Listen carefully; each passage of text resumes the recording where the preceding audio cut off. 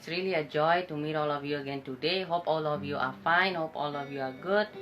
Without we realizing, we are in the 5th week of the month of August. We have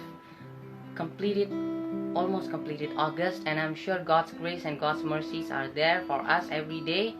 And soon we will be having someone special, Pastor Bobby Fabian, a songwriter, producer, a singer. He is a mighty man of God. He has wrote many songs that have blessed many people, and I'm sure we can learn something from him about the power of praise and worship. And I'm sure that through this live talk show we can know that even through our worship, through our praise, there is a power that can move mountains, that can destroy the giants that we are facing at this very moment. So let's just prepare our hearts, let's prepare our mind as we are going to pray. Dear Heavenly Father, we give you thanks, Lord, for this moment. If we can gather again, Lord, at this very day, Father, at this very hour, Father, it is only because of your grace and because of your mercy in our life, Father. Thank you for everything, Lord, for your grace is unending in our life, Father. And we know, Lord, that every morning your grace is always new for us, Father. We give you thanks, Lord. Lord, now we're going to worship you, Father. We're going to praise you, Father. And we're going to start with the talk show, Lord. Be with us, Father. Let your Holy Spirit be in our houses, Father, and touch each and every one of our hearts. Thank you for everything, Lord. To you be all the praise, to you be all the glory, to you be all the honor. In your mighty name we pray and give thanks. Amen.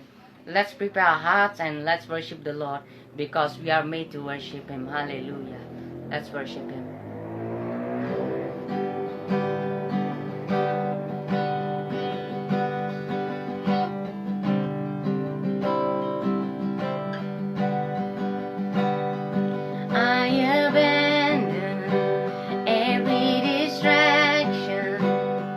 My attention is set on you.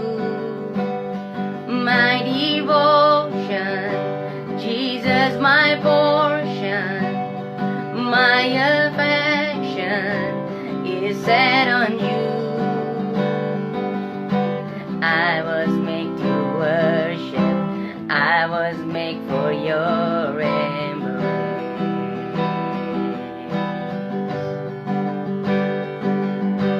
I was made to worship.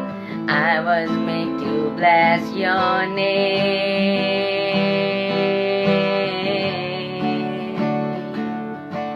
I will bless the Lord at all times. I will bless the Lord at all times. I was made to worship.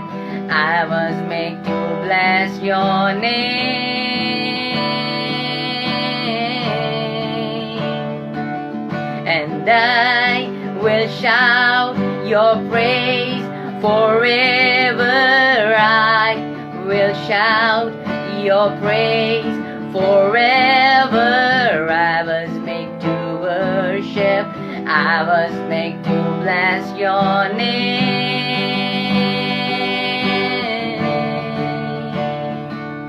Hallelujah, Lord. Thank you, Jesus. We are made to worship you, Lord. Yes, Jesus, we love you, Father. We are captivated by your goodness, Lord. Captivated by your goodness, overwhelmed by your majesty, swept away in your holy presence, giving offer of all me. I was made to worship. I was made for your embrace.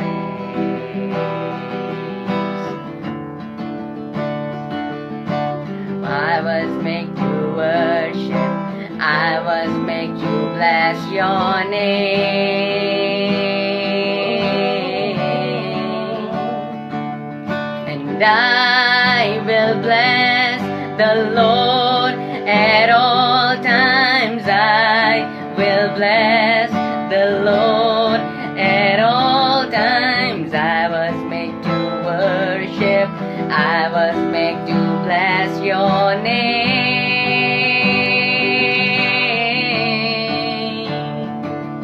and I will shout your praise Forever I will shout your praise. Forever, and I was made to worship. I was made to bless your name.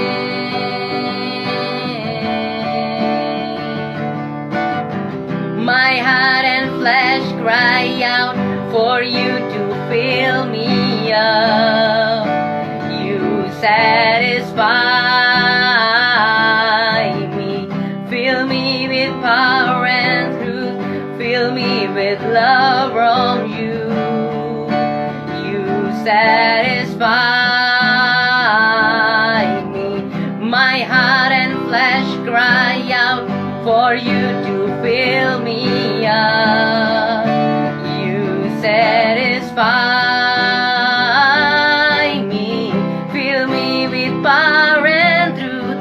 Fill me with love from you. You satisfy. And I will bless the Lord at all times. I will bless the Lord at all times. I was made to worship. I was made to bless your name.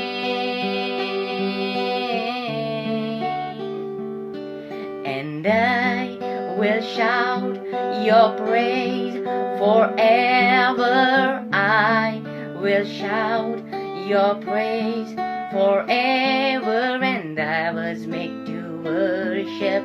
I was made to bless your name.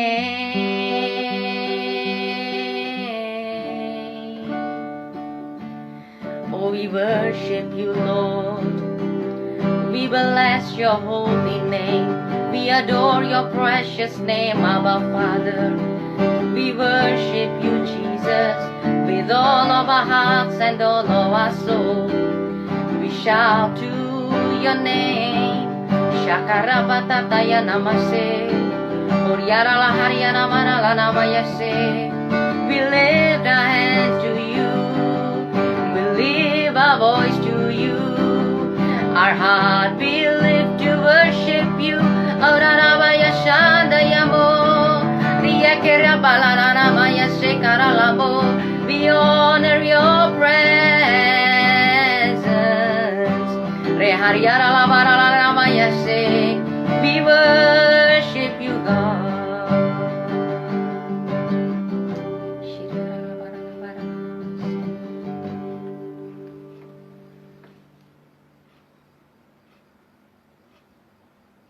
Semuanya, mari kita sambut dengan meriah Pastor Bobby Fabian. Pastor Bobby, bisa mendengar suara aku? Oke, kita menunggu untuk koneksinya. Ya.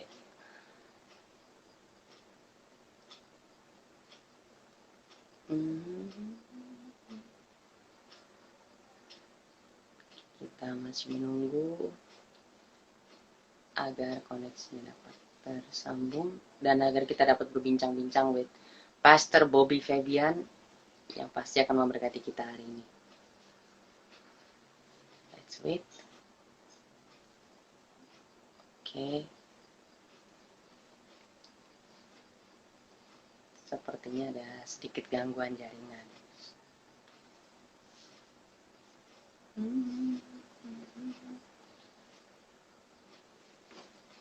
Oke, kita akan coba re-invite lagi Pastor Bobby Fabian.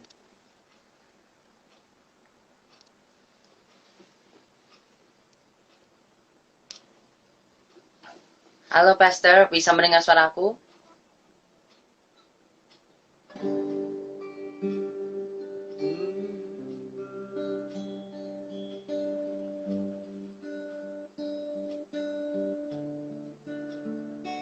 Kami perlukan keajaiban-Mu. Kami butuhkan sentuhan tangan-Mu. Kami tak dapat jalan sendiri. Kami perlu Kau Tuhan. Kami perlukan keajaiban-Mu. Kami butuhkan sentuhan tangan-Mu. Kami tak dapat jalan sendiri. Kami perlu Kau Tuhan. Oh, kami perlu Kau Tuhan. Kami perlu keajaiban-Mu. Oh Yesus, kami butuh Engkau Tuhan. Kami butuh Engkau Allah kami, Yesus. Kami perlukan keajaiban-Mu. Kami butuhkan sentuhan tangan-Mu. Kami tak dapat jalan sendiri.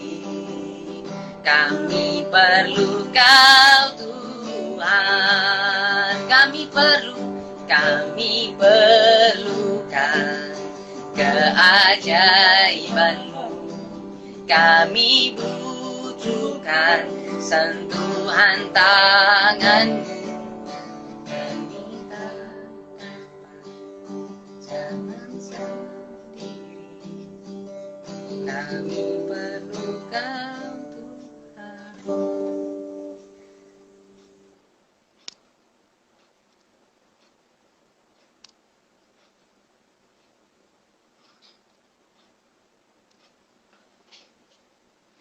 Oke. Halo Pastor. Hello, how are you, Daniel? Fine Pastor, how are you? Terima kasih banyak udah mau bergabung Pastor di Aji Live aku pada hari ini. Thank you. Can you hear my voice? Yes, I can hear your voice Pastor very clear. Thank you I'm so much. sorry, because I'm not home now. I'm Okay. somewhere in Ancol. Okay. I'm Tapi, sorry. can you hear my voice? Yes, of course, it's so clear. Okay. I can hear your voice. Thank you so much for Thank you joining Pastor. thank- It's such an honor thank you. for me to have you. Thank you so much. So, sebelum kita mulai, boleh aku pimpin dalam doa dulu ya Pastor ya? Yes, please. Terima kasih Tuhan Bapa, kami mengucap syukur Tuhan kalau hamba-Mu Tuhan boleh bertemu dengan Pastor Bobby Fabian Tuhan melalui IG Live ini Tuhan. Biarlah apapun yang akan kami sharingkan, yang akan kami bagikan Tuhan menjadi kekuatan, menjadi satu pelajaran bagi kehidupan kami Tuhan untuk mengerti Engkau lebih dalam lagi melalui kuasa pujian dan penyembahan. Terima kasih Tuhan, dalam nama-Mu kami menyerahkan live Instagram ini. Haleluya, amin. Oke, Pastor, I would like Yes. to ask you pertanyaan paling pertama nih Pastor. Yes. Pastor kan sekarang seorang songwriter, seorang penyanyi yang luar biasa, penyanyi rohani yang dipakai Tuhan dengan dahsyat, dengan lagu-lagunya yang sangat luar biasa. Aku mau tahu nih Pastor, apakah Pastor pernah bercita-cita untuk menjadi apa yang Pastor kerjakan saat ini, ataukah gimana Pastor? Kalau dibilang pernah bercita-cita belum? Tidak, maksudnya. Dari dulu saya tidak pernah punya cita-cita untuk jadi hamba Tuhan, because my background is I wasn't a Christian, right? Oke. Tapi saya sudah nyanyi dari kecil, dari SMP saya udah ikut festival, dari SMP saya udah start wrote my own song, terus tapi ya saya nggak pernah berpikir. Cuma yang lucu adalah memang lagu pertama yang saya tulis itu adalah lagu worship, dan saya nggak tahu kenapa. Jadi saya nggak pernah bercita-cita jadi penyanyi rohani, nggak pernah bercita jadi itu. Tapi I don't know why lagu pertama kali yang bisa saya tulis itu justru lagu worship. Gitu. Lagu apa itu Pastor? What's the first song? Lagu itu belum pernah dipublish. Lagu itu lagu yang cuman saya nyanyiin sendiri karena kalau kita nulis lagu untuk yang pertama kali itu kayak semuanya pasti jelek gitu kan. Oke. Nah, tapi puji Tuhan sih, mungkin memang itu cara Tuhan ya. Artinya memang Ya, ya, sepertinya ya. dari awal Tuhan udah taruh benih itu di dalam hidup saya. Gitu. Setelah itu saya banyak Dahsyat. nulis lagu-lagu sekuler sampai Hmm. akhirnya ya Tuhan istilahnya tangkap saya itu tahun Wow. 97. Oke, aku mau ke situ nih, Pastor. Aku mau tanya. Pastor tadi bilang Pastor bukan dari background Kristen, berarti automatically orang tua Pastor juga bukanlah seorang Kristen, is it? Ya, ya, ya. Bisa dibilang begitu. Oke. So, bagaimana caranya Pastor mengalami Tuhan sampai Pastor bisa kenal sama Tuhan Yesus? Eh, pada awalnya sih sebenarnya karena my parents convert kan, mereka terima Hmm. Yesus gitu. Oke. Jadi saya ngikut dari kecil, saya udah ngikut. Ya, saya ngikut SD itu kira-kira SD ya, saya ngikut. Tapi waktu itu saya ya saya belum ngerti. Saya mau istilahnya saya belum sungguh-sungguh lah dalam Tuhan. Maksudnya masih kecil. Tapi yang saya ingat adalah waktu kecil Ya. papa mama saya pernah datang ke gereja ketemu seorang hamba Tuhan, kemudian hamba Tuhan ini bernubuat buat saya. Ya, secara pribadi eh, dia bilang waktu itu Tuhan bakal pakai nih anaknya Bapak Ibu suatu hari gitu. Lalu mereka berdoa buat saya, mereka mengurapi saya, which is pada saat itu saya nggak ngerti apa-apa. Saya kayak diapain nih gue gitu, dilap-lapin pakai minyak dan sebagainya gitu. Pada saat itu ya. Tapi itu sekali lagi berarti memang ada seeds yang Tuhan taruh di hidup saya dari awal, from the beginning. Tuhan memang punya plan gitu. Pastor, aku selalu percaya dan aku yakin semua yang nonton juga percaya bahwasannya kita tahu Tuhan dari orang tua kita, tahu sekolah minggu pun gak akan determine kalau kita mengalami Tuhan sendiri lah. Yes. Dengan kehidupan kita sendiri pasti itu nggak Yes. akan seberdampak itu. Aku yakin pasti Pastor pernah ada sebuah momen di mana Pastor experience God yourself gitu. Aku mau tahu Yes. kapan saatnya itu Pastor mengalami Tuhan Itu sendiri. tahun 97 ya. It was on apa ya? Easter 97. Ah, ya.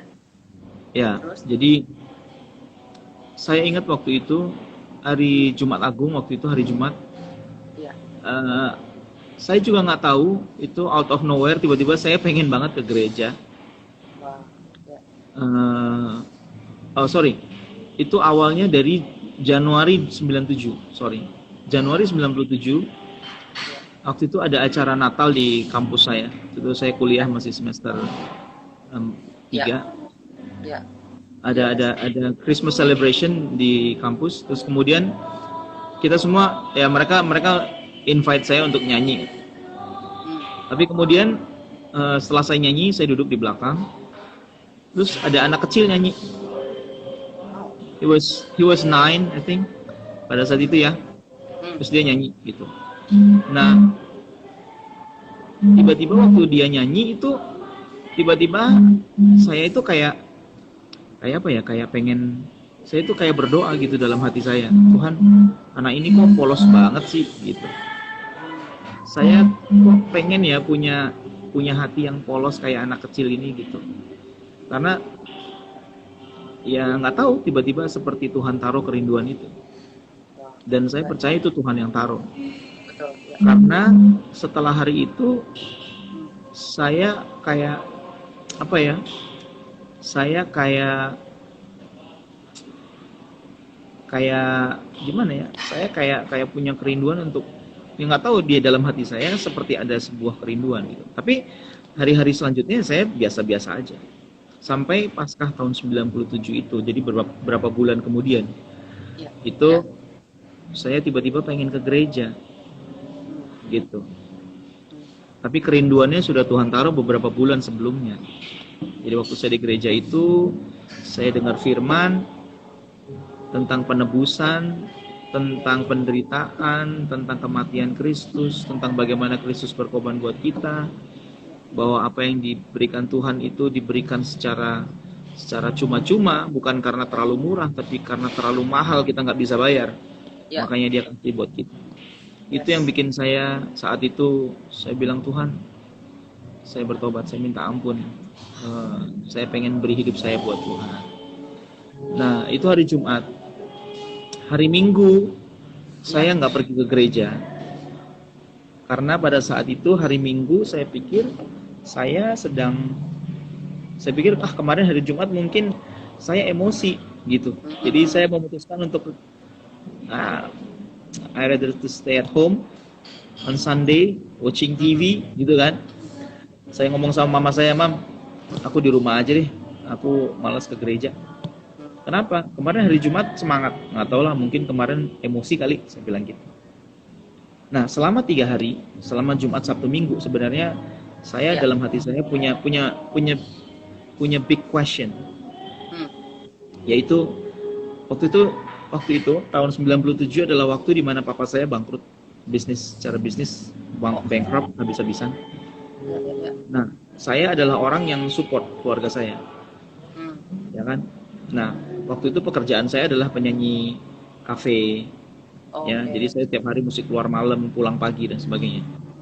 Nah, hari itu waktu saya menyerahkan diri buat Tuhan, pertanyaan saya cuma gini. Kalau saya menyerahkan diri buat Tuhan, nanti yang support keluarga saya siapa? Because I know kalau aku mau menyerahkan hidup sama Tuhan, aku mesti tinggalin semua kerjaanku.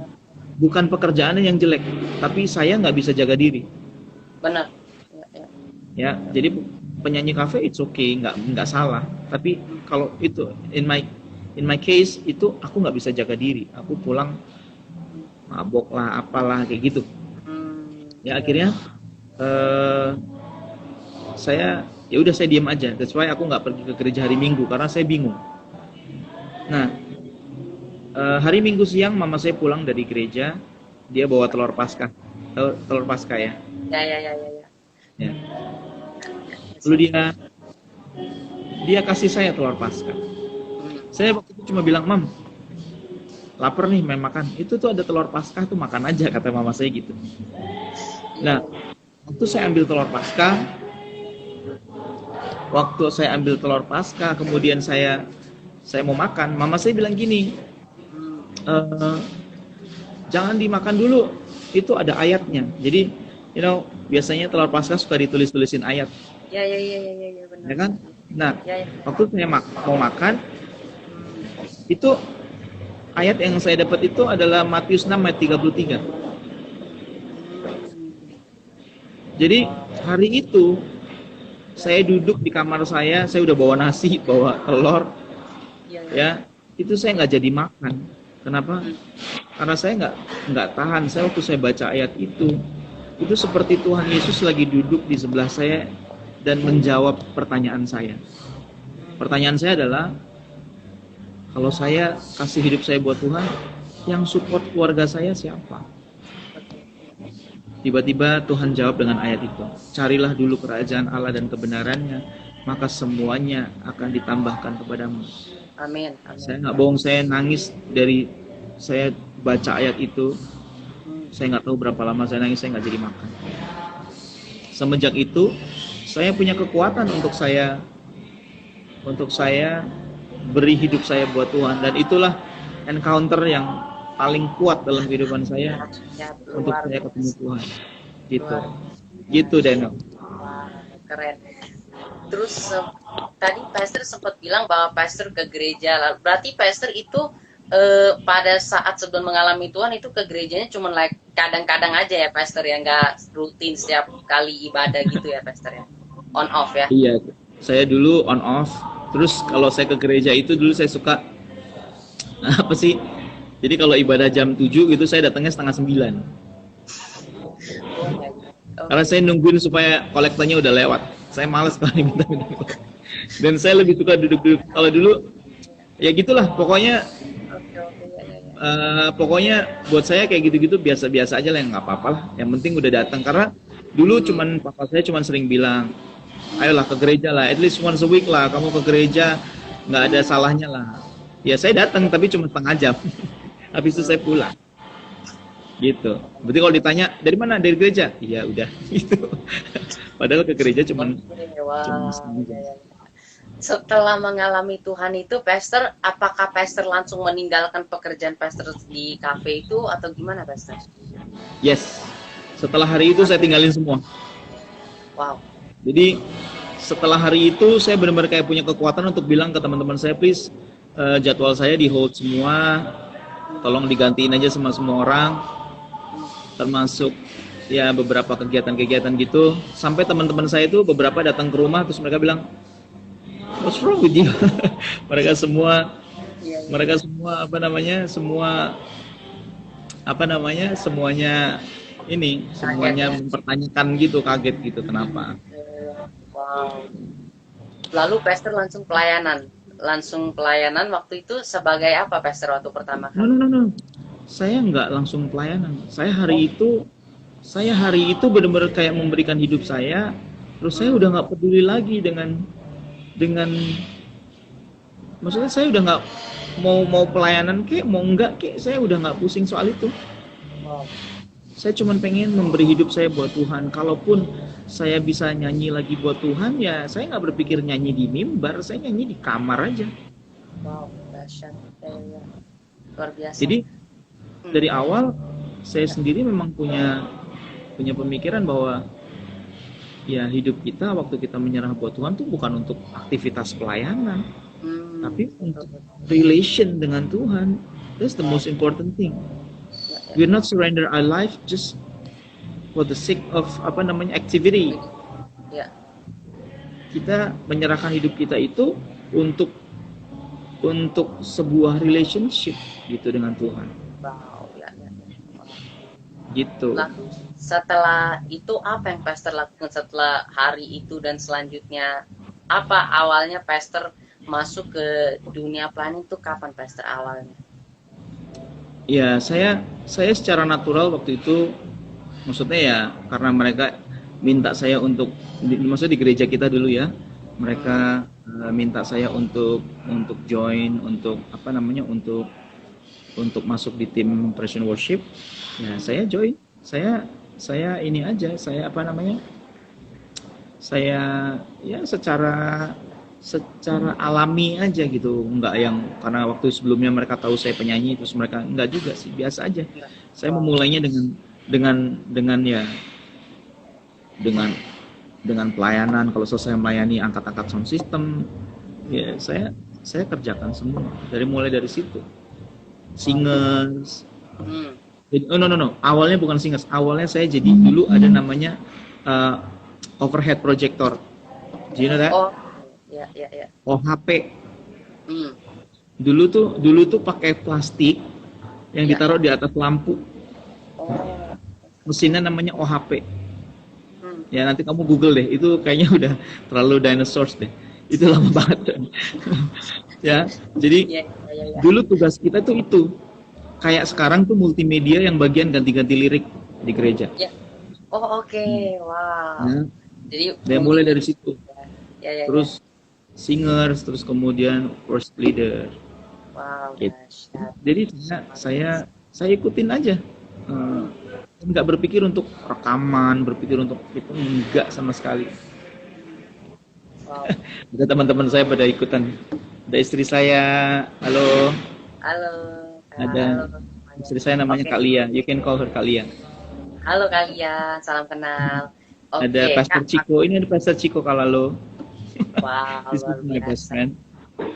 Aku yakin banget ini kali pasti akan memberkati banyak orang. Pasti akan lebih banyak lagi yang join. Oke, Pastor, aku mau tanya nih, Pastor. Pastor tadi bilang bahwa pelayanan Pastor sempat di multimedia. Lalu Pastor, yang kekhawatiran Pastor tentang akan makan apa untuk keesokan harinya, apakah pada saat Pastor mulai melayani atau sebelum Pastor mulai melayani sudah mulai terjawab? Apakah benar-benar Tuhan memberkati Pastor sehingga Pastor nggak usah pusing lagi tentang mau makan apa besok atau gimana, Pastor? Ya, jadi dulu gini. Jadi papa saya itu bangkrut sampai rumahnya hampir disita sama bank. Jadi the only way is dia harus jual rumahnya untuk close all the debt. Ya. Masalahnya adalah rumahnya itu susah banget posisinya untuk dijual gitu.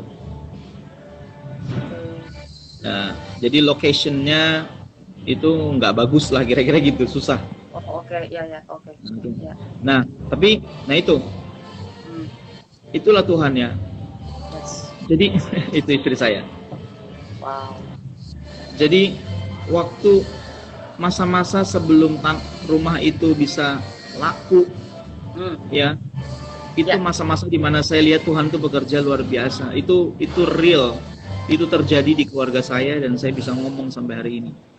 Dulu saya ingat banget rumah saya itu sampai di titik di mana kami nggak bisa bayar listrik, Daniel. Rumah kami listriknya dicabut. Sekali. Iya, jadi tiap malam kita nyalain lilin. Sampai kayak gitu parahnya. Ya. Untuk berapa Papa lama, saya dulu, Pastor? papa saya dulu punya toko, terus kemudian tokonya udah nggak ada barangnya, udah habis semua, modalnya udah nggak ada, jadi benar-benar nggak tahu mau ngapain. Ada barangnya tapi dikit-dikit banget, kayak nggak tahu lagi mau jagang apa. Tapi itulah Tuhan ya. Saya lupa beberapa bulan itu. Saya lupa. Tapi saya ingat banget ya. Saya ingat banget statement orang tua saya waktu itu. Ya, karena apa ya? Karena orang tua saya kan dulu convert, kan? Jadi beberapa orang menganggap bahwa kita itu apa namanya istilahnya? Kualat gitu ya. Oh, oke, ya. Nah, dan beberapa mereka menawarkan untuk membantu kita asal mau balik lagi gitu. Asal mau balik, ya. Tapi saya ingat tuh statementnya papa saya, dia bilang, sorry, sekalipun Yesus yang saya sembah nggak nolongin saya tidak akan pernah meninggalkan dia. Itu statementnya papa saya. Yes, haleluya, ya, wow, nah, luar biasa. Itu juga adalah statement yang membuat saya bisa tetap kuat dalam Tuhan sampai hari ini. Nah, jadi hari-hari itu saya lihat loh, benar-benar dengan mata kepala saya sendiri. Yes. Ya, Tuhan itu luar biasa banget. Amen. Ajaib. Amen. Ya. Amin. Yes. Apa yang ditulis di Alkitab itu bukan cuma cerita, tapi sebuah hal yang sebuah kehidupan. Dulu kami sekeluarga itu baca Alkitab, kami ngalami banyak hal. Tapi hari itu kami lihat benar-benar waktu Elia dikasih makan burung gagak. Ya. Apa itu ya? Ya. Elia siang-siang dibawain burger sama burung gagak. Ya kan? Betul ya. Dulu kami pikir itu cuma sejarah di Alkitab. Ya. Tapi hari itu kami ngalami sendiri loh. Ketika malam-malam rumah kami diketok orang. Diketok, bawa uang, bawa beras, bawa kain. Yang ajaib adalah orang-orang yang datang ke kita ini bukan orang-orang gereja. Bukan teman-teman gereja kita, tapi orang-orang yang bukan anak-anak Tuhan juga. Tapi orang-orang kenalan orang tua saya yang udah lama banget gak pernah ketemu. Tiba-tiba mereka bilang, gak tahu ya kenapa saya mesti ngasih ini ke Bapak. Jadi hari itu saya percaya bahwa apa yang dia tulis di Alkitab itu benar. Hari itu saya bisa ngomong seperti Ayub ngomong. Dulu cuma dari kata orang aku tahu Tuhan itu baik. Tapi hari ini dengan mata kepala sendiri aku melihat Tuhan itu baik. Wow, luar biasa. Oh my God, luar biasa. Aku yakin kita semua pasti sedang diberkati melalui cerita ini. Pastor, pada saat setelah menjadi multimedia, Pastor sudah menjadi worship leader. Aku mendengar Pastor katanya sempat punya band rohani ya, kalau aku nggak salah. Bagaimana Pastor itu terbentuk dan apa yang menyebabkan Pastor dan mungkin kawan-kawan pada saat itu untuk membentuk grup band rohani tersebut? Bandnya namanya One Way. One Way, ya. Ya, dibentuk tahun 97 itu juga, ya. Jadi kebetulan karena sebelumnya saya basicnya adalah seorang musisi dan saya punya banyak teman-teman band. Ya. Kemudian langsung ya secara natural akan ngumpulnya sama anak-anak band juga gitu. Nah, One Way dibentuk itu tahun 97. Ya. Itu gabungan dari teman-teman musisi dari berbagai macam gereja. Nggak cuma dari gereja saya, tapi beberapa gereja gitu. Nah, kita ngumpul, terus kemudian kebetulan karena memang saya suka nulis lagu kan. Betul. Ya. Jadi ada beberapa lagu dengan message-message yang positif, yang selama saya berapa bulan saya mengalami Tuhan itu, Ya. Ya. saya tulis gitu. Kemudian ada satu lagu yang saya nyanyiin bareng mereka. Ya udah, mungkin akhirnya ya berlanjut terus sampai hari itu kita bikin band aja, bikin band yang pasti gitu, yang memang baku. Akhirnya jadilah band gitu, dan kita juga waktu itu ya visinya cuma pengen memberkati teman-teman di Jogja aja gitu. Itu kan kita di Jogja. Oh, pastor Tapi pada waktu ternyata itu di Jogja. yang di Jogja. Saya besar di Jogja. Nah, tapi itulah Tuhan ya, Tuhan bawa pelan-pelan, tiba-tiba Tuhan kenalkan kami sama Frankie Sihombing. Ya, kebetulan dia datang sama timnya VOG waktu itu ke Jogja. Kemudian ya udah dari situ kita bangun relation. Akhirnya ya dia bilang sama Dia bilang sama saya waktu itu, lu ngapain, lu pindah aja ke Jakarta gitu. Ya. Nah, tahun 2099 akhir itu saya memutuskan untuk pindah ke Jakarta. Nah, dari situlah Tuhan juga buka jalan untuk saya bisa rekaman juga album rohani gitu ya. Terus sampai hari ini gitu. Pastor, dari semua lagu yang Pastor pernah tulis, ada salah satu lagu yang kalau nggak salah pernah aku dengar, kalau katanya Pastor yang tulis, yaitu lagu Kami Perlu Kau Tuhan. Betul itu? Pastor yang tulis itu? Apa yang membuat Pastor bisa menulis lagu yang sangat luar biasa, yang sampai detik hari ini masih memberkati banyak orang, terutama di keadaan-keadaan seperti ini? Apa cerita di balik lagu itu tertulis, Pastor? Ya, lagu itu sebenarnya tertulis tahun 2003 kalau nggak salah, tahun 2003 ya. Itu atau 2004 saya lupa. Tapi yang jelas itu flashback waktu keadaan papa saya bangkrut waktu itu. Ya, saya kayak dibawa Tuhan untuk flashback bahwa dalam keadaan apapun kita mesti tahu bahwa yang kita perlu itu cuma Tuhan sebenarnya. Betul. Ya. Gitu. Artinya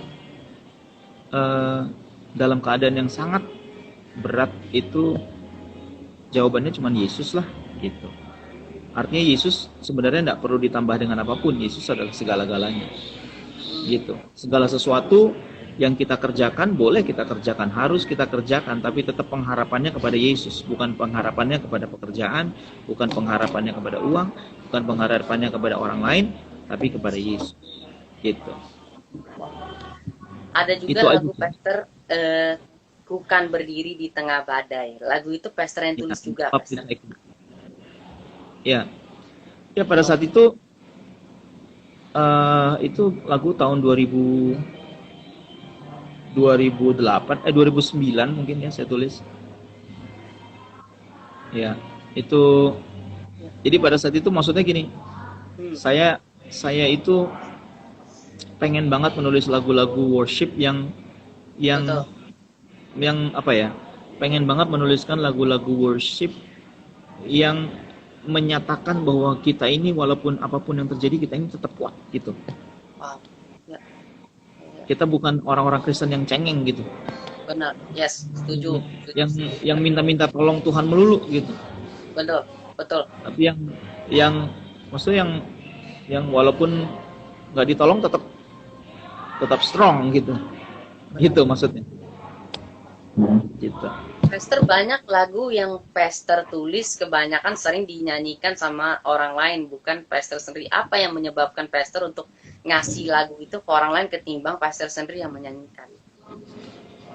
Ya mungkin awalnya tuh dulu karena Bang Frankie kan suka pakai lagu-lagu saya. Ya. Artinya kalau dia bikin album ada lagu saya di situ. Jadi lama-lama teman-teman penyanyi yang lain juga mereka kan banyak penyanyi yang nggak bisa bikin lagu juga. Oke, ya. Dan akhirnya Ya mereka minta saya untuk tulis lagu buat mereka. So ya buat saya it's okay. Siapa aja bisa nyanyi sih asal bisa nyanyi gitu. Betul, betul, betul. Dari sekian lama Pastor menulis lagu-lagu worship, lagu-lagu yang membawa orang kepada penyembahan, penyembahan yang intimate, bahkan yang kadang-kadang menyentuh hati kita. Tiba-tiba Pastor mengganti genre ke lagu-lagu yang agak kayak model praise, kalau aku bisa bilang ya, Pak, yang kayak lebih menyemangati gitu. Apa Pastor yang membuat Pastor tiba-tiba berubah genre dari lagu yang benar-benar deep worship ke lagu-lagu yang agak ke praise gitu, Pastor? Agak mungkin bukan praise kali, Ya, lebih ya tepatnya ada mungkin hard, lebih ballads ya. Kamu dengar lagu-lagu Kristen katanya maksudnya? ya yang lebih menyemangati lah daripada Ya lagu. ini contohnya lagu-lagu Kristen katanya kan? Ya, Betul ya. betul. Jadi gini, Hmm, jadi untuk lagu-lagu Kristen katanya itu sebenarnya memang yang saya tonjolkan adalah kekuatan liriknya. oke.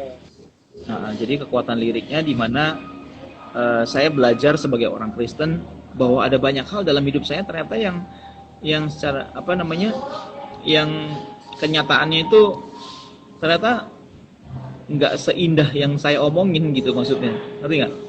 Ya, ya, Jadi ya, ya. nggak, ternyata being Christian itu ternyata wow, ternyata ada banyak banyak masalah juga saya ini gitu loh, banyak banyak kekurangannya juga gitu.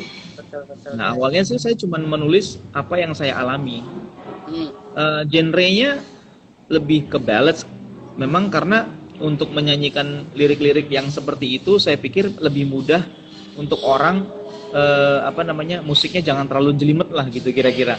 betul, ya, ya, ya. Makanya istilahnya orang-orang yang istilahnya kalau mau nyanyi pakai gitar kosong aja ya bisa lah gitu. Udah enak. Ya, ya, ya, betul. Yang penting mereka dengar message-nya. Ya, Nah ya, ya. itu, tapi isi dari message-nya sendiri sebenarnya adalah pesan untuk diri saya sebenarnya awalnya gitu. Nah Ada kemudian salah satu lagu Pastor di Kristen katanya itu yang berjudul Mikir, dan menurut aku lagu itu sangat membuat aku yakin semua orang Kristen yang pada saat ini pasti menjadi ya benar-benar mikir sih dengan kelakuannya mereka, dengan tingkah lakunya kita mungkin sebagai orang Kristen. Apa sih Pastor yang tiba-tiba membuat Pastor untuk tulis lagu itu Mikir? Apa karena Pastor flashback dengan kehidupan Pastor sendiri atau gimana, Pastor? iya, salah satunya ya saya belajar dari diri saya sendiri, pasti ya. Yang kedua juga saya menyoroti atau melihat dan memaparkan kenyataan bahwa kita nih kalau nggak hati-hati kita jadi kayak gitu loh, gitu. Saya nggak berusaha untuk nyerang orang sih sebenarnya, ya. Saya nggak pengen banget ngerasa lebih baik karena kalau kita mengkritik itu kecenderungannya kita ngerasa lebih baik, Ya, ya, ya. gitu. Kalau saya sih saya nggak setuju kalau saya dibilang wah lagunya ngeritik-ngeritik orang. Enggak, saya nggak ngeritik orang, saya sedang memaparkan sebuah kenyataan itu aja. Ya, which is dalam kenyataan itu kadang-kadang ada saya juga di dalamnya gitu. Ya kan, kadang-kadang saya juga lagi di tengah-tengah apa namanya kebaktian, bisa tiba-tiba saya balas chattingan WhatsApp juga. Saya pernah gitu maksudnya. Gitu kan? Iya, betul. Nah, ini sebuah kenyataan yang setelah saya nyanyi lagu itu, saya juga jadi lebih mawas diri, lebih wah, gue nggak bisa nih apa melanggar lagu-lagu yang gue tulis sendiri kan gitu. Betul. Wah. Nah, saya nggak apa namanya nggak sedang menunjuk orang atau menghakimi orang gitu. Wow. Gitu. Ya, setelah tulis album itu atau mungkin selama dalam kehidupan pelayanan ini sih Pastor, dari awal Pastor melayani sampai sekarang, ada nggak sih Pastor cobaan-cobaan yang Pastor tetap alami? Kan kadang orang suka bilang mungkin kalau udah melayani Tuhan nggak akan ada lagi percobaan. Aku mau tahu dari Pastor, dari kehidupan Pastor setelah hidup dalam dunia pelayanan, tetap ada cobaan, godaan, atau hidup mulus-mulus saja Pastor? Yo pastilah, cobaan, godaan itu pasti ada, ya kan. Namanya manusia kan selalu ada aja gitu. Tinggal sekarang ya bagaimana kita apa namanya menjaga hati, menjaga diri, ya sesuai dengan apa yang kita yakini, kita pelajari, kita imani, ya. Itu yang penting. Ya karena kita tidak bisa membiarkan burung lewat di atas kepala kita kan. Betul, ya, betul, Ya. betul. Tapi kita tidak bisa, tapi kita bisa menolak dia membuat sarang di kepala kita kan gitu. Benar. Setuju. Ya. Wow. Setelah tulis album Kristen Katanya, apakah ada karya-karya lagi yang Pastor sedang tulis atau yang Pastor mau rilis di waktu-waktu akhir-akhir ini mungkin? Ada. Jadi Daniel, saya lagi persiapan untuk ada 2 hal yang saya persiapkan. Yang pertama itu mini album worship, ya. Ya. Judul albumnya Kasih-Mu Yang Mulia.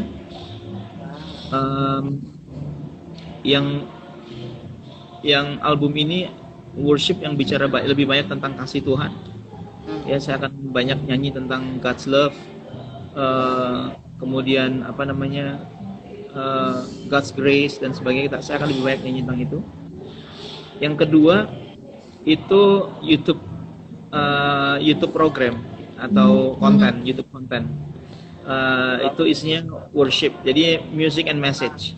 Oke, wow. Worship and message. Itu hopefully bisa start next month. Bulan depan ini keren. udah bisa dilihat di channel YouTube saya. Dahsyat. Itu saya dibantu sama teman-teman, banyak teman-teman yang bantu saya. Oke, wow. Pastor, One Way Worship itu kemana, Pastor? Yang grup band Pastor yang Pastor bentuk pada waktu itu? One Way, basically kita nggak bubar, cuma teman-teman kan sibuk ya. Beberapa tergabung di NDC Worship. Oke. Ada yang memang sekarang fokus di di pekerjaan yang lain, ada ngerjain bisnis juga. Tapi kita masih punya waktu-waktu untuk kita selalu connect satu dengan yang lain. Ada satu di Solo karena masa pandemik dia nggak bisa pulang ke Jakarta, dia stay di Solo. Oke, Pastor, sekarang aku mau bahas topik inti kita untuk perbincangan malam hari ini, yaitu puasa, praise and worship.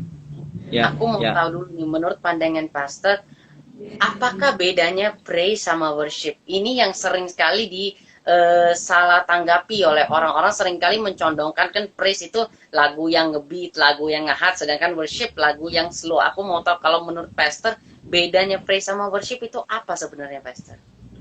Kalau buat saya sebenarnya praise and worship itu sebuah satu kesatuan ya. Wow. Gitu. Ya. Itu sebuah satu kesatuan di mana praise kita memuji seseorang karena dia punya kelebihan kan, atau karena dia baik. Itu kita praise someone karena itu. Kalau worship kita menyembah karena keberadaannya dia, karena posisinya dia. Gitu. Nah, kita melakukan itu dua-duanya sama Tuhan. Kita memuji dia karena kebaikannya, betul ya? Betul. Karena kita mengalami Tuhan. Yang kedua, kita menyembah dia karena dia memang pribadi yang layak disembah. So, nggak bisa dipisah-pisah. Jadi kita melakukan, begitu kita bilang worship ya, actually you do praise and you do worship gitu. Buat saya itu begitu. Jadi nggak ada bedanya. Kalau praise lagu cepat, praise lagu lambat, itu mah pengertian tahun 90-an kali ya, mungkin. Tapi sekarang praise and worship udah nggak bicara tentang musik. Benar. Gitu. Praise and worship itu bicara relation. How deep is your love? Itu. Ya kan? How deep is berapa dalam kamu mengasihi Tuhan, berapa dalam kamu membangun hubungan dengan Tuhan. That's your praise and worship. Gitu. Nah, makanya begini. Makanya kekuatan dalam penyembahan itu bukan ditentukan oleh lagunya. Wow. Lagunya bisa dibikin sebagus mungkin, it's okay. Tapi kekuatannya adalah di penyembahnya kan gitu. Wow. Bagaimana kita penyembahnya itu membangun hubungan. Karena kan Yohanes 4 ayat 23 berkata bahwa sudah tiba saatnya, akan tiba saatnya dan sudah tiba sekarang bahwa penyembah benar, gitu kan? Ya, yes, kan, yes. Apa yang Tuhan cari adalah the true worshipper. Wow. Gitu. Bukan worshipnya, tapi worshippernya, gitu. Nah, Kalau kita udah menjadi penyembah yang benar, kita nggak perlu pusing lagi. Ya. Are we gonna praising atau we gonna Ya. worship? Wow. Itu udah nggak terlalu penting. Yang penting adalah sekarang kamu punya relation nggak dengan Tuhan, itu dia yang paling penting.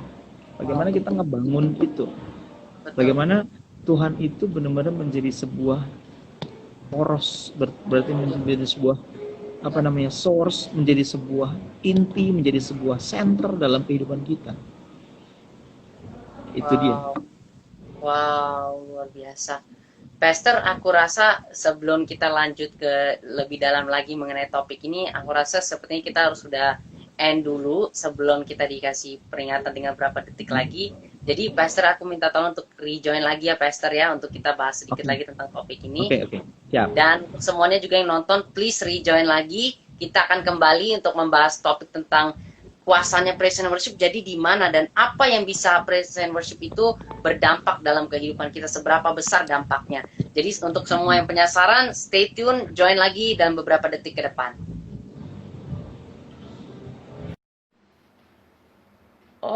Okay, everyone, we are back again in Sunday Live Talk Show with Pastor Bobby Fabian.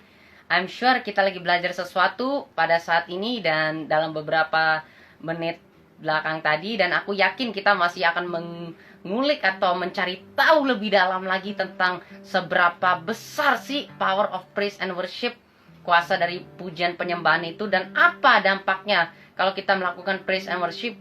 Dampaknya tuh apa sih dalam kehidupan kita. Dan ya, Pastor Bobby Fabian sudah rejoin lagi untuk melanjutkan perbincangan yang seru ini. Ya, Pastor, welcome back. Terima kasih banyak untuk rejoin lagi. Sama-sama. Oke, Pastor, aku minta maaf karena sebelumnya mungkin aku nggak bisa lama-lama, nggak apa-apa ya nanti. Nggak apa-apa, I know, Pastor, tenang aja. Pastor, Thank you mungkin banyak orang pengen tahu kalau kita melakukan praise and worship itu kuasanya apa sih, Pastor? Apa yang bisa dilakukan ketika kita melakukan praise and worship? Apa yang bisa terjadi pada kehidupan kita, atau adakah satu keajaiban yang dapat terjadi kalau kita melakukan praise and worship? Oke. Waktu kita melakukan praise and worship, ya. Jadi gini, praise and worship itu kan bukan cuma bicara lagu, musik, ya. Praise and worship itu sebuah kehidupan yang dijalani, sebuah sikap di mana kehidupan kita itu melekat dengan Tuhan, ya. Itu jadi kita punya sebuah relation gitu. Nah, semua akses dari hubungan kita itu bisa dipancarkan lewat apa aja. Karena saya seorang penyanyi, saya bisa memancarkan lewat musik. Ya kan? Nah, kalau teman-teman mungkin bisa yang lain, ya mungkin yang lain. Apa aja. Jadi semuanya adalah bentuk penyembahan kita kepada Tuhan. Nah, khusus untuk pujian dan penyembahan, karena memang Alkitab menjamin bahwa waktu kita menyanyi dengan sikap hati yang benar, dengan penyerahan hidup yang benar, dengan nilai relationship yang benar dengan Tuhan, itu memang powerful. Nah, contoh keajaiban yang Tuhan bisa kerjakan? Yang pertama itu seperti yang dialami Paulus dan Silas, Kisah Rasul 16 kalau nggak salah. Kisah Rasul 16 atau ayat berapa, 30 sekian lah kalau, atau 25 saya lupa. Ya, ketika mereka dibelenggu, itu Alkitab bilang begini, mereka itu dibelenggu, dimasukkan penjara yang paling dalam, paling tengah, paling gelap.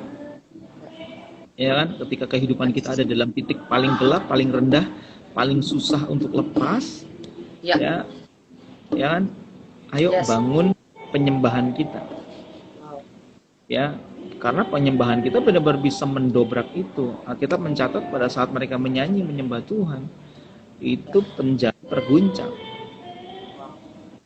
gitu kan, penjara berguncang, dan pada saat itu mujizat terjadi, ya kan.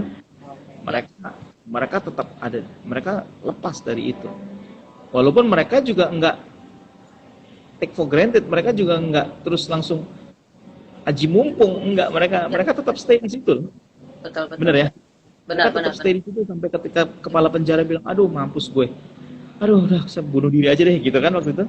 Paulus bilang, jangan, we stay here. Yes. We are here, gitu maksudnya. Betul. betul. Artinya begini, artinya yang pertama belenggu-belenggu masalah dan sebagainya itu waktu kita nyembah Tuhan memang ini Alkitab yang tulis. Memang ada kekuatan yang membuat kita bisa menemukan jalan. Itu. Ya. Barusan tadi saya live Instagram juga sejam yang lalu bersama dengan teman-teman di Rock Kuta. Ya, berbicara tentang way maker. Ya. Tuhan yang buka jalan. Nah, salah satunya adalah yuk, waktu kita punya hubungan dan relationship dengan Tuhan, kita akan lihat jalan itu. Ya kan? Itu yang pertama. Yang kedua, penyembahan itu ya, cerita dari Paulus dan Silas itu endingnya adalah kepala penjara menerima Yesus. Betul ya? Betul. Yes. Ya. Nah, seringkali endingnya kita cuman selalu di titik Paulus dan Silas lepas gitu kan. Nah, ending dari cerita itu adalah kepala penjara menerima Yesus. Artinya begini loh, artinya semua pertolongan Tuhan itu membawa berkat bukan cuma buat kita, buat orang lain juga. Gitu, hidup kita jadi berkat buat orang lain. Nah, itu yang pertama. Jadi teman-teman hari-hari ini kalau yang nggak punya rasa, nggak punya kekuatan dan sebagainya, yuk kita mulai masuk lagi dalam hadirat Tuhan, kita sembah Tuhan dengan sikap hati yang benar. Ya, lihat Tuhan berperkara. Gitu. Nah, yang kedua adalah ini kekuatan penyembahan. Kitab Maliaki pasal yang keempat bilang begini. Di zaman akhir aku akan mengutus Elia. Betul ya? Betul, ya. Nah, siapa itu Elia? Elia adalah seorang worshipper. Nah, suatu kali dalam kitab Raja-Raja, ya saya lupa Raja-Raja pasal berapa, Elia naik ke Gunung Karmel. Dan dia harus berhadapan dengan 450 Nabi Baal. Betul ya? Betul, ya. Ya. Yes. Hari itu ada 3 grup. Satu, grup Elia yang isinya Elia sendiri dan Tuhan. Ya, dan Tuhan. Ya? Ya, 2, betul. itu Nabi-Nabi Baal. Yang ketiga, bangsa Israel. Betul. Ya. Hari itu bangsa Israel itu sedang mengalami yang namanya kebingungan, dia menyembah siapa. Mereka tahu Tuhan itu dahsyat, mereka tahu Tuhan itu hebat, ya kan? Tapi mereka nggak tahu menyembah siapa. Mereka bingung. Yes. Kemudian singkat cerita, tampillah Elia. Dia taruh dia bangun mesbah, dia taruh kurban di situ, dia tuang dengan air, ya kan? Ya.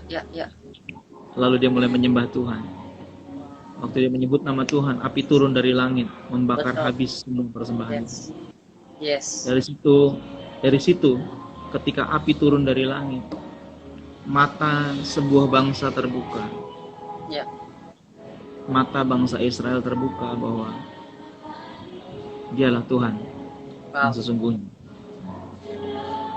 Waktu kita punya kehidupan penyembahan yang dalam, Daniel juga teman-teman, mata bangsa ini bisa terbuka.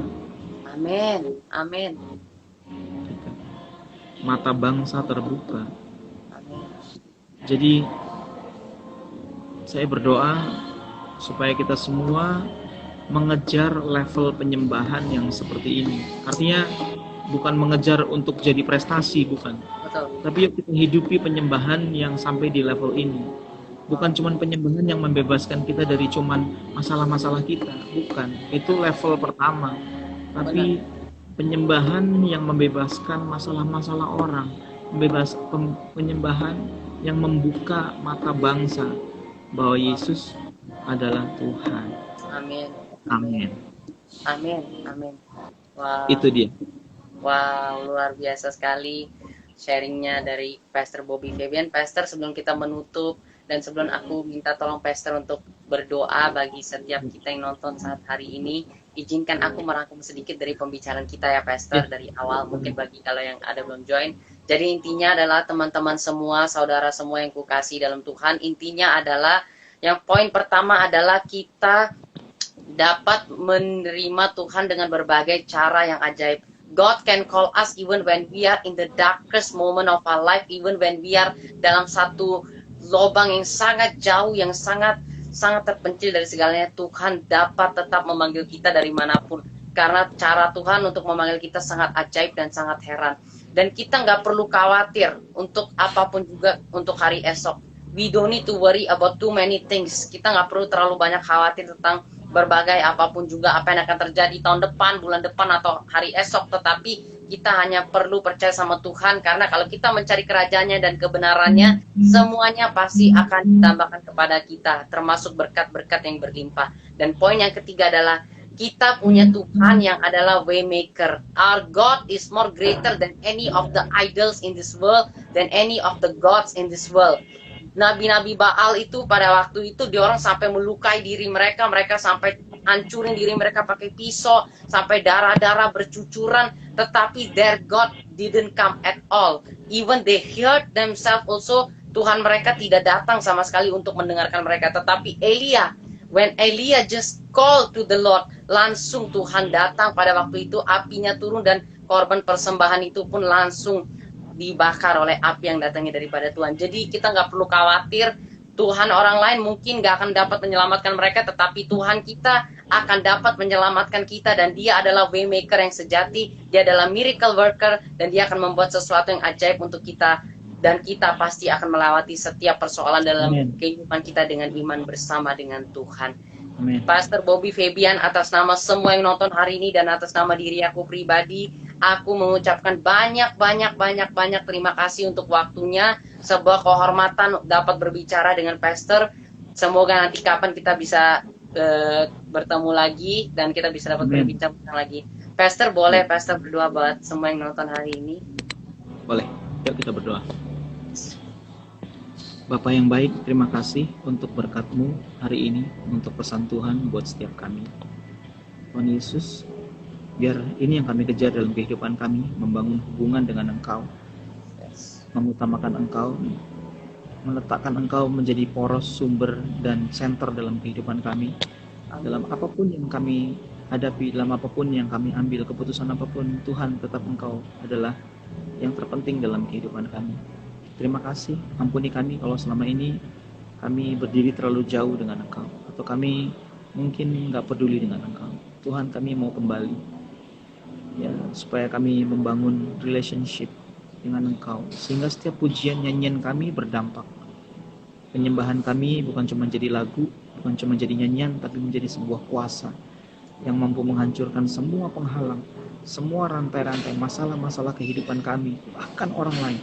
Dan kami berdoa Tuhan, supaya kami menjadi orang-orang yang mampu membuka mata bangsa ini bahwa Yesus adalah Tuhan. Terima kasih Bapak, berkati Daniel juga keluarga semua. Engkau memberkati pelayanannya, kesetiaannya. Tuhan, Engkau memperhatikan hal-hal yang kecil, karena hal-hal yang kecil akan menjadi besar dan bahkan menjadi sangat besar di tangan Tuhan. Terima kasih Tuhan, terima kasih Bapak, berkati dia, berkati semuanya. Terima kasih, di dalam nama Yesus kami berdoa. Haleluya, amin. Terima kasih banyak Pastor Bobby untuk waktunya. Thank you so much. Tuhan Yesus memberkati Pastor dan keluarga berlimpah. Amin. Terima kasih Daniel, thank you banget, thank you. Untuk semua yang nonton juga terima kasih banyak untuk waktunya, thank you so much. Aku akan kembali lagi minggu depan di jam yang sama bersama dengan bintang tamu yang spesial lagi. Siapakah dia? So stay tune di Sunday Talk Show aku setiap hari Minggu jam 7 sore. Tuhan Yesus memberkati kita semua. Stay safe, stay healthy. Bye-bye, good night. God bless you all.